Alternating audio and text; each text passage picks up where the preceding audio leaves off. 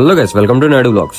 ఈ రోజు అయితే మనం చిన్నపల్లి నుండి విజయవాడ వెళ్తున్నామండి. ఇంకా దారిలో చూసుకుంటే ఈ లారీ అయితే వెనకాల 2 టైర్లు అయితే లోపల దీపిని ఆ దీపిన లారీకి అయితే సపోర్ట్ గా ఇంకో లారీ తీసుకొచ్చి పెట్టారు. వర్షాకాలం వస్తే ఇదే అండి, ఇది ఇబ్బంది డ్రైవర్లందరికీ. ఎక్కడ బండి దిగిపోద్దో తెలీదు. మీరైతే జాగ్రత్తగా నడపండి బండ్లు అయితేని. ఇంకా మనం అయితే మన బండి తీసుకుని మెకానిక్ షెడ్ దగ్గర అయితే వచ్చేసామండి.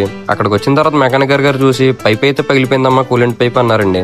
ఇంక సరే కదా అని నేను ఆయన బండి వేసుకుని మన షాప్ దగ్గరికి అయితే వచ్చి 2 కూలెంట్ల ఆయిల్ని ఒక పైప్ అయితే తీసుకుని రిటర్న్ అయిపోయామండి. బండి దగ్గరికి అయితే వచ్చేసాం.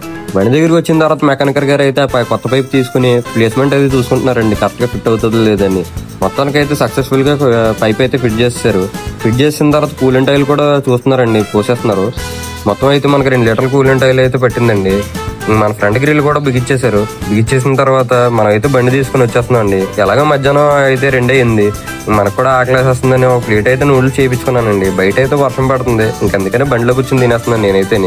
నూడిల్స్ అయితే బాగానే ఉందండి. ఇంకా అలా కంకిపోట్ టోల్గేట్ దగ్గరికి అయితే వచ్చేసి మనం అయితే గుడివాడ రిటర్న్ అయిపోతున్నాం.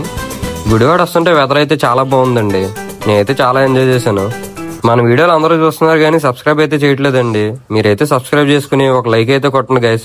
ఓకే గైస్, నెక్స్ట్ వీడియోతో మళ్ళీ కలుద్దాం. Bye bye.